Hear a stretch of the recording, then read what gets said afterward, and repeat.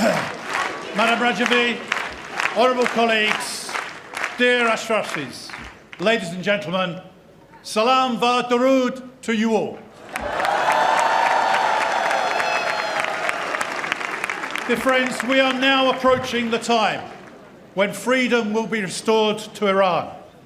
We've seen since last year the people of Iran defying the regime's crackdown to rise up against the theocracy across Iran as a first step towards freedom. The Iranian opposition, you, the PMOI, are clearly behind these ongoing protests that continue to grow. A spokesman for the regime's judiciary recently admitted this by saying, nowadays some people chant against the judiciary and the authorities. Be careful. God forbid a PMOI member might come to the people's safety and people will follow him. We must be careful not to be abused by the PMOI.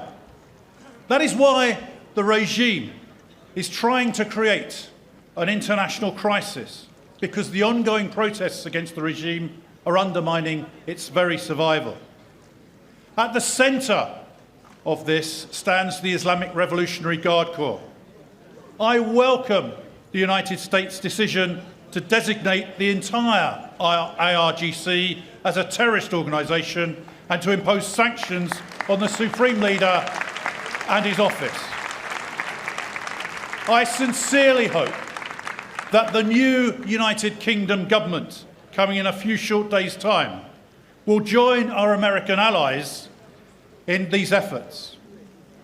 In April, I tabled the motion in Parliament to prescribe the IRGC and the Supreme Leader and all parts of the regime. I'm pleased to say this motion was supported by members of Parliament on all sides of the chamber and from all political parties.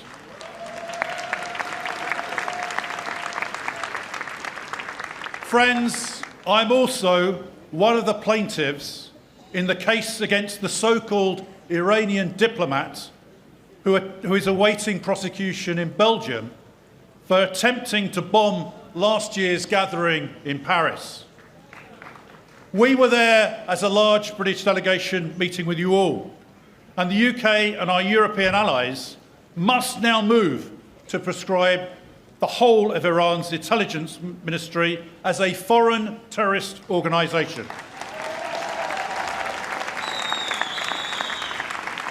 Friends, the mullahs only understand the language of firmness.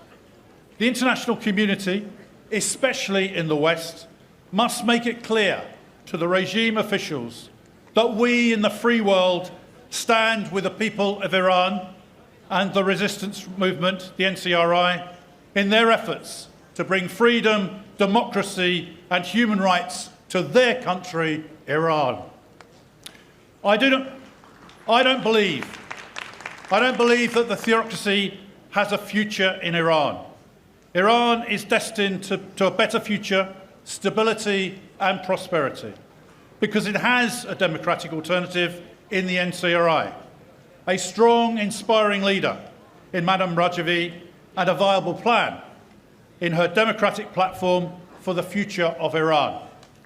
We will support you, and we will be with you on the day when we can celebrate a new beginning for Iran. Friends, last year we met in Paris. This year we meet in Ashraf. Let us resolve that next year we will meet in Tehran, in a free Iran.